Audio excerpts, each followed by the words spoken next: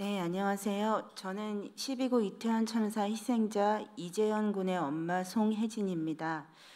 먼저 저와 같은 참사 피해자의 권리에 관심을 갖고 활동해 주신 여러분들께 진심으로 감사 인사드립니다. 저는 유가족이 된 후에 세월호 참사 이후에 제작된 재난참사 피해자 권리에 대한 자료를 처음 접했습니다. 안전한 사회를 만들기 위한 어떤 능동적인 주체로서의 재난 피해자의 모습이 처음엔 다소 생소했지만 제가 참사 이후 오늘날까지 유가족 협의회 활동을 하는 데 있어서는 굉장히 많은 도움을 주고 있었다는 점 꼭 말씀 전해드리고 싶습니다. 저는 오늘 이 자리에서 참사 생존자였던 재현이의 마지막 43일과 제가 아이를 떠나보내고 유가족으로 보낸 지난 1년 반가량의 시간 동안 겪었던 일들에 대해 말씀드리려고 합니다. 어느덧 참사를 겪고 두 번째 봄이 찾아왔습니다. 재난참사 피해자로 살아왔던 지난 1년 반가량의 시간은 매 순간이 죄책감이나 슬픔 그리고 울분이 가득했던 시간이었습니다. 어느 누구도 경험하기 힘든 일을 겪고 있는 터라서 이 고통을 하소연할 곳도 마땅치 않았습니다. 아이를 떠나보낸 초반엔 현실의 자각마저도 불명확했던 시간의 연속이었습니다. 막연하게나마 혼자서는 도저히 안 될 것 같아서 연락처를 수소문해서 유가족분들을 만나게 되었습니다. 처음 보는 이들이었지만 그들의 눈빛은 따뜻했고 지금 제겐 큰 위안이 되고 있습니다. 있어서는 안 될 사고가 발생했습니다. 우리 사회의 안전관리 자원이 부족해서 발생한 사고가 아닙니다. 시민의 안전을 담당하고 책임져야 하는 중앙정부나 지자체 공무원이 제때 움직이지 않아서 발생한 참사입니다. 이들이 자기 본분에 충실했다면 159명의 우리 아름다운 이 소중한 생명들은 2024년에 이 아름다운 봄날을 느끼며 일상을 보내고 있었을 것입니다. 제 아이 재현이는 2022년 10월 29일 밤 이태원의 그 좁은 골목에서 친구들과 함께 있었습니다. 고개를 돌릴 틈도 없는 극심한 압박 속에서 친구들을 포함해서 여러 희생자들의 의식을 잃어가는 모습을 지켜봐야만 했습니다. 어렵게 구급차로 이송되었고 치료를 받을 수 있었지만 다음 날 병원에선 이태원에 함께 갔었던 두 친구의 사망 소식을 전해 들었습니다. 친구들의 생사가 확인이 되지 않아서 마음 졸이며 입원실에 있던 중에는 갑자기 사전 예고도 없이 경찰은 경위 파악을 한다며 아이를 찾아왔었고 부모의 동석을 허락하지 않고 조사를 진행하기도 하였습니다. 참사 직후에 정부는 세상 어디에도 유례가 없는 영정도 위패도 없는 엉터리 분향소를 만들었습니다. 근조 글자가 없는 검정 리본을 달라는 희한한 지침을 내렸고 장래로 경황 없는 유가족들에게 피해 지원금을 지급한다는 소식을 언론에 발표해서 우리 유가족들을 욕보였습니다. 희생자들을 마약 서범으로 몰아가는 등의 수많은 2차 가해성 발언들에 관하여 정부는 즉각적인 조치를 취하지 않았고 방치하였습니다.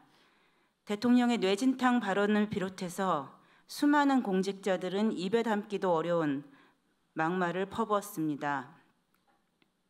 2022년 12월 12일 재현이는 생을 마감했습니다. 죽기 전 43일간 홀로 살아 돌아왔다는 죄책감과 친구들을 향한 그리움에 힘겨워하였습니다.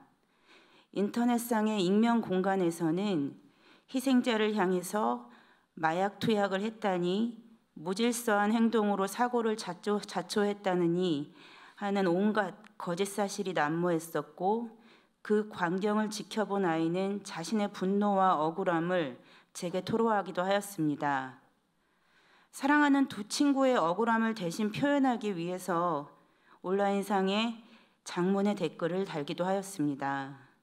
하지만 공직자와 정치인들의 막말은 하루가 멀다 하며 쏟아져 나왔고 희생자를 향한 허위 사실과 2차 가해성 발언들은 온라인 공간에선 멈추지 않고 확대 유통되었습니다.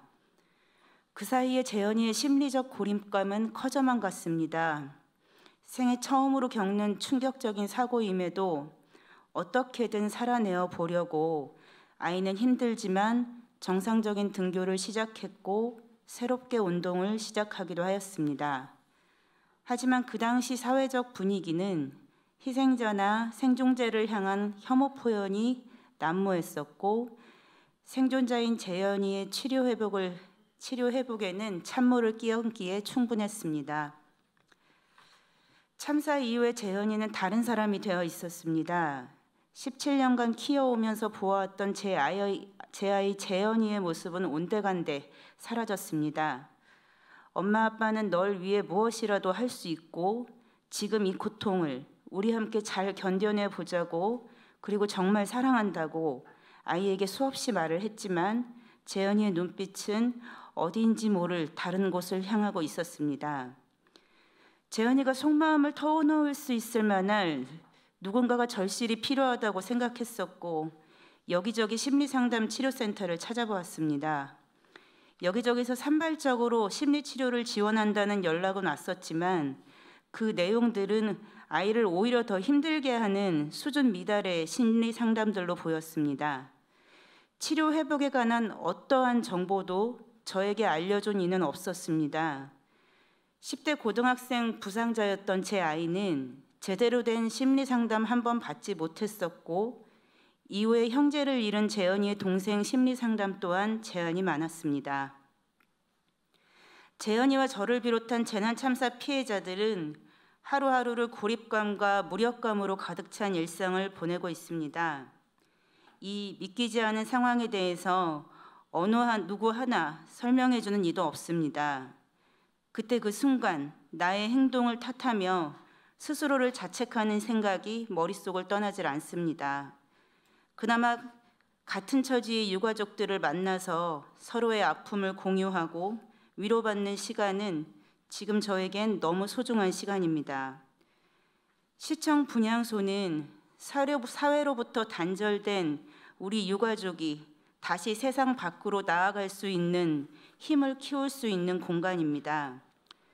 비록 서울시로부터는 불법 시설물로 규정되어 있지만 시청 한 귀퉁이에 있는 분향소가 지금 우리 이태원 참사 유가족들에겐 유일한 쉼터입니다. 정부는 참사 초반에 유가족들 간의 모임 결성에 직간접적으로 방해를 하더니 여전히 유가족이 사회로부터 고립되는 것을 방치하고 있습니다.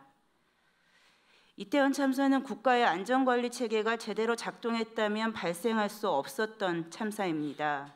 참사의 예방, 대응, 수습의 전 단계에서 국가는 본연의 역할과 책임을 다하지 못했습니다.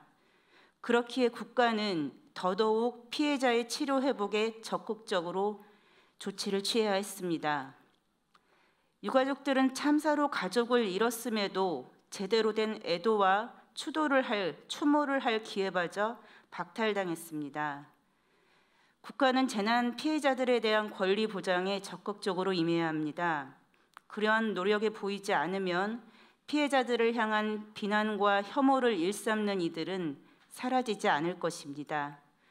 저를 비롯한 이태원 참사 유가족들은 사랑하는 가족을 잃은 슬픔으로 끝을 알 수 없는 극한의 고통 속에서 살고 있으며 이로 인한 신체적, 정신적 치료 회복이 절실한 필요한 상황입니다.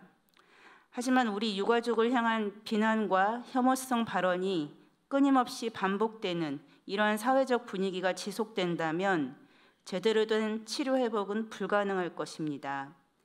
참사 피해자의 시간이 2022년 10월 29일에 멈춰 있듯 여전히 참사는 진행 중입니다.